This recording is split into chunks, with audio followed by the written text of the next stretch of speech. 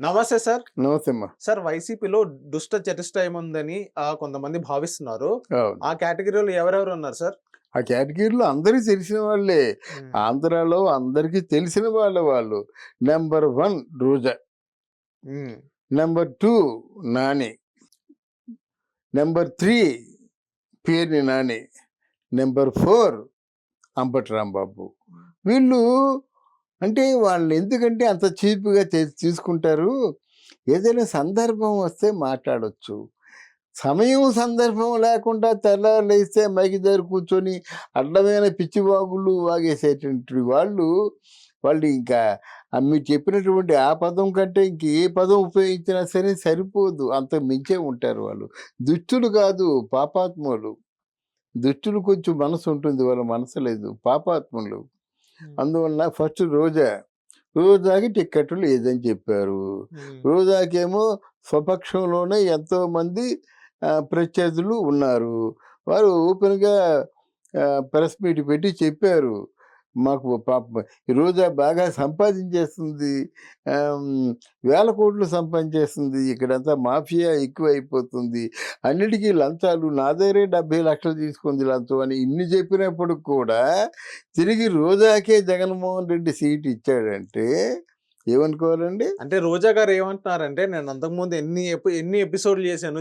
'జబర్దస్త్' గాని, ఇంకోటి గాని ఎన్ని షోస్ చేశానో. నేను అంతకుముందు హీరోయిన్స్ చేశారు గదా!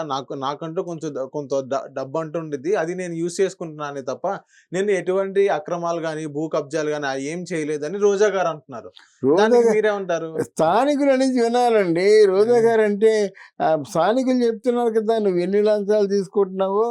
అంటే ఒక నగరికి ఒక మినిస్టర్ కాదండి, నలుగురు మినిస్టర్లు. రోజా ఒక మినిస్టరు, సలోమన్ ఒక మినిస్టరు, ఇద్దరు అన్నదమ్ములు, ఇద్దరు మినిస్టర్లు. నగరీ పరిసర ప్రాంతాల్లో కొండలు అన్నీ కబ్జాలు అయిపోయినాయి. మట్టి కబ్జా అయిపోయింది. ఇసుక కబ్జా అయిపోయింది మాట. సీట్లు అమ్ముకుంటున్నారు. హ్మ్. రోజాకి ఇక్కడ వైసీపీలోకి రాకముందు రూ.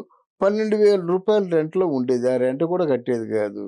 ఏదైనా హోటల్‌కి వెళ్ళినట్టయితే బిల్లు ఎక్కువైనట్టయితే నిన్న కాక మొన్న ఎవరో చెప్పారు. అమ్మా బిల్లు ఎక్కువైందమ్మా పంపించండి అమ్మా అని చెప్పేసి రిక్వెస్ట్ చేసుకున్న రోజులున్నాయి. మామూలుగా ఈ క్యాబ్‌కి డబ్బులు లేకపోతే అడుక్కున్న రోజులున్నాయి. ఇవన్నీ వారు స్థానికులు చెప్తున్నారన్నమాట.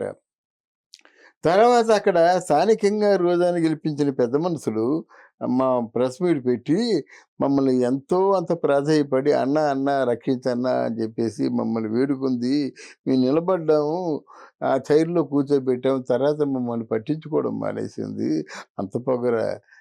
అరే 100 కోట్లేంటండి అసలు మీకు, లక్షలు కూడా అనుమానమే. అర్థమైందా? అందువలన మేమేంటంటే ఆవిడ ఎంత సంపాదించుకుంటున్నప్పుడు కూడా చూసాం. కానీ అధికారం మదం ఎక్కువైపోయి అసలు మమ్మల్ని మనుషుల్లా చూడడం మానేస్తే మేము జగన్మోహన్ రెడ్డితో చెప్పేసాం. మా వల్ల కాదు రోజాని గెలిపించలేమని చెప్పేసాం. అయినా జగన్మోహన్ రెడ్డి గారు వచ్చి నా చెల్లి పాపం చాలా పేదరాలు, ఏమీ సంపాదించుకోలేదు, చాలా అమాయకురాలు అని నెత్తి మీద చెయ్యెట్టి బుర్ర మీద తడివి రోజాకి నగర సీటు ఇస్తున్నానని చెప్పాడంటే ఎవరు మూర్ఖులు జగన్మోహన్ రెడ్డిని ఎలా బేరీజు వేస్తారు? ఒకటేనా? హ్మ్. వాళ్ళు జనం చెప్తున్నారండి. ఎంత సంపాదించింది, ఎంత కబ్జా చేసింది, ఎంత మాఫియా గ్యాంగ్‌తో తిరిగింది, ఇద్దరు అన్నదమ్ములు బాగా లూటీ చేస్తున్నారని చెప్తుంది మాట. ఇది ఇప్పుడు మామూలుగా ఎంక్వైరీ చేయమని చెప్పండి. ఒక సిబిసిఐడి చేత ఎంక్వైరీ చేయమని చెప్పండి. రోజా ప్రాపర్టీ ఎంత ఉందని చెప్పండి. మీరు చెప్పారు కదా జబర్దస్త్. జబర్దస్త్‌కి ఎంత ఇస్తారండి? చెప్పండి. ఎపిసోడ్‌కి ఇంతని అమౌంట్ ఉండేది గదా! అదే కదా! హ్మ్. ఆ!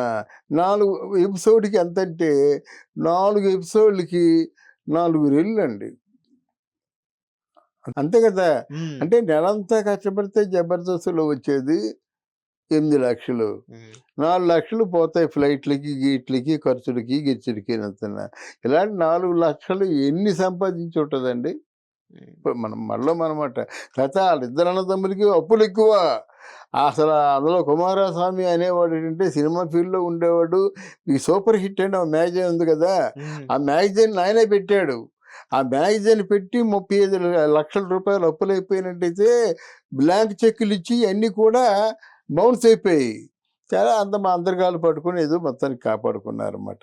వాళ్ళందరికీ తెలిసిన జీవితాన్ని ఈరోజు మాయ చేద్దాం అంటే ఎలాగవుతుందండి? రోజా గురించి అందరికీ తెలుసు. నీకు తెలుసు. మరి ఈరోజు మాయ చేద్దాం అనుకుంటున్నారేంటి? అందువలన ఆ రోజా ఆ నగరి సీట్ ఇచ్చేసరికి ఆవిడ గెలవదు. ఉమ్, ఎట్టి పరిస్థితుల్లో గెలవదు. అంటే జగన్మోహన్ రెడ్డి గెలిచే సీట్‌ని ఒకటి పోగొట్టుకున్నాడు. నంబర్ 1. నంబర్ 2 నాని గారు నాని గారు. ఈ నాని గారు దక్షిణాఫ్రికాలో ఉండవలసిన మనిషి. ఎవరు కొడాలి నాని గారు అంటారా? కొడాలి నాని గారు. ఉమ్, దక్షిణాఫ్రికాలో ఉండాలన్నమాట. ఇక్కడ కాదు. ఎందుకంటే నీ అమ్మ మొగుడు, వాడమ్మ మొగుడు, నోటికి బండ బూతులు, ఉమ్, బొచ్చు, తప్పేలా గిప్పేలా ఏంటి భాష? ఏవండీ ఒక ఇంత క్రిమినల్‌గా మాట్లాడేవాడిని రాజకీయాల్లో ఉంచొచ్చండి? అంటే పోలీస్ ఏమీ చూడటం లేదండి. ఆ మాటలు ఒక్కసారి కాదు ఒకసారైనా సోషల్ మీడియాలో ఆయన ఎలా మాట్లాడుతున్నాడు? ఎంత హింసకి ప్రోత్సహిస్తున్నాడు? ఒంటరిగా జబ్బ తెచ్చుకొని నువ్వు నేను తెచ్చుకుందాం అంటే వీధి రౌడీలా వీళ్ళు జబ్బలు తెచ్చుకొని పోట్లాడడానికి. అయినా ఓడిపోతారని తెలుసు. ఇప్పుడు ఇంతవరకు ఏదో దబాయించుకొని తిరిగాడు. వాడు అమ్మ మొగుడులాంటి నిజంగా ప్రత్యర్థి వచ్చాడు. ఓడిపోతాడని తెలుసు. ఓడిపోతాడని తెలిసినప్పుడు కూడా కొడాలి నానికి సీట్ ఇచ్చాడు. ఉమ్, ఇప్పుడు ఎవరు మూర్ఖుడు? ఎవరు బుర్ర లేనివాడు? అంటే జగన్మోహన్ రెడ్డి సమర్థించే వ్యక్తులు వీడొకడు. అంటే దుష్ట చతుష్టయంలో రెండో వాడు. మూడోది పేర్ని నాని గారు. పేరు నాని. ఉమ్, వాడు ఎప్పుడు బందర్లో ఉండడు. ఉమ్, పేరు నాని తండ్రి మంచి పేరు కృష్ణ. ఉమ్, ఆయన చాలా గొప్పవాడు. ఎంత గొప్పవాడంటే ఇలా చిటికేస్తే 10 రిక్షాలు వస్తాయన్నమాట. అంటే రిక్షా యూనియన్‌కి ప్రెసిడెంట్ మాట. 10 రిక్షాలు వస్తాయి ఈ చిటికేస్తే. గానీ ఆయన కడుపున పుట్టినందుకు చెడ పుట్టాడన్నమాట. ఎందుకంటే వాళ్ళ ఇంటికి మేము వెళ్ళాం బందర్‌లో ఉంటుండగాను. ఎవరు వెళ్ళినా సరే చాలా మర్యాదగా. అంటే పెద్దవాళ్ళకి ఎంత మర్యాద ఇస్తాడో రిక్షావాడికి కూడా వాడితో సరి సమానమైన మర్యాద ఇస్తాడు. అది పేరు నాని తండ్రి తాలూకు గొప్ప. అలాగే పేదవాడికి ఎక్కడైతే వడ్డిస్తాడో మిగతా వాళ్ళందరూ కూడా గొప్పున్నోళ్ళు కూడా పేదవాడు పక్కన డ్రైవర్ పక్కన కూర్చోబెట్టి నీకు ఇష్టమైతే తిను లేకపోతే పో అంటాడు. అట్లాంటి వాడి కడుపున పుట్టినటువంటి ఈ పేరుని నాని నోటికొచ్చిన మాటలు, తెలిసి తెలియని మాటలు. ఆయన నాది కాపు కులం అంటాడు. సాటి కాపు కులస్తుల్ని ఎవరైనా ఎంత దిగజారిపోయినా తిడతారండి. కాపువాడు ఉండి కాపు కులస్తులు తిట్టరు కదా, ఇగ్నోర్ చేస్తారు. ఉమ్, అలాంటిది నోటికొచ్చిన మాటలు మాట్లాడి అది నిలబడినా గెలవడు. ఆ సంగతి తెలిసే జగన్మోహన్ రెడ్డి గారు ఆయన కిట్టు అని చెప్పేసి వాళ్ళ అబ్బాయికి ఇచ్చారు. బహుశా వాళ్ళ తాత పేరు పెట్టారేమో కృష్ణ అని. ఉమ్, కిట్టు అంటారు. ఉమ్, ఆయన నిలబడుతున్నాడు అనమాట. ఈ పెద్ద మనిషికి ఏమైనా బుద్ధి ఉన్నట్టయితే అంటే మచిలీపట్నంలో కిట్టుని నిలబెట్టినట్టయితే గెలుస్తాడా? గెలవడు. పోనీ పేరు నాని గెలుస్తాడా? అంటే ఆయన కూడా గెలవడు. అందువల్ల ఎవరో ఒకరిని నిలబెట్టారని.